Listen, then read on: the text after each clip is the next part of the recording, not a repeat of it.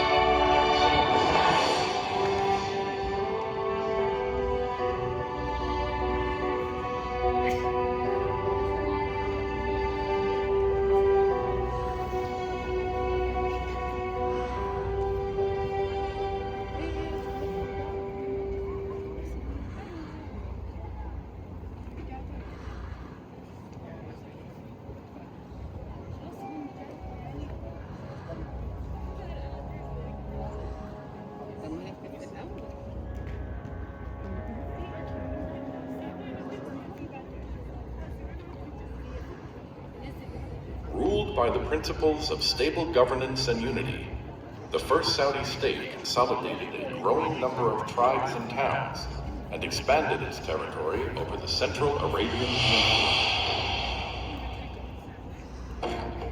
It didn't take long before the young state had to cope with a new enemy, the Ottoman Empire.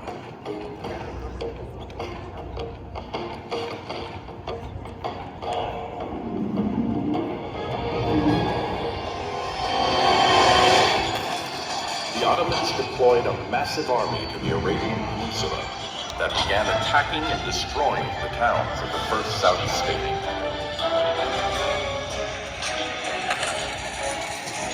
The war of the Ottoman army against the Saudi state raged for 7 long years. Some battles were won, others were lost. Eventually, the Ottoman armies arrived at the gates of the Saudi capital, Diriyah.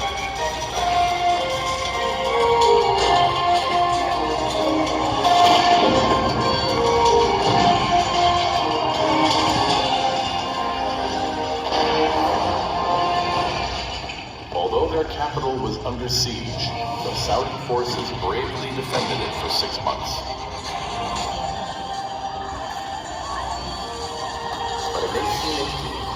Imam Abdullah bin Saud decided the fighting and killing of Muslims in Diriyah had to end.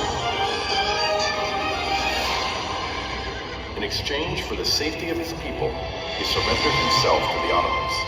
The fighting ceased, but that promise ultimately was betrayed.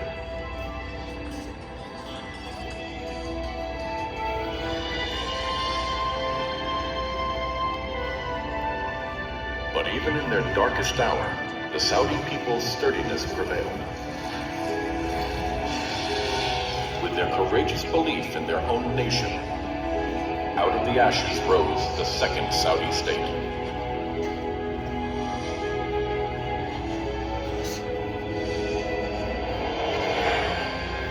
The symbol of that state became the sword of al-Ajira.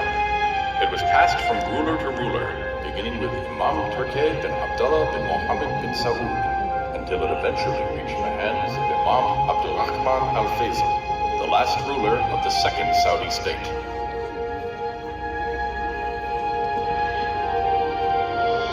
Then, in 1902, King Abdulaziz bin Abdurrahman al-Faisal reconquered the Saudi capital and began the third phase of the Saudi state. He worked tirelessly for more than 32 years to unify the nation.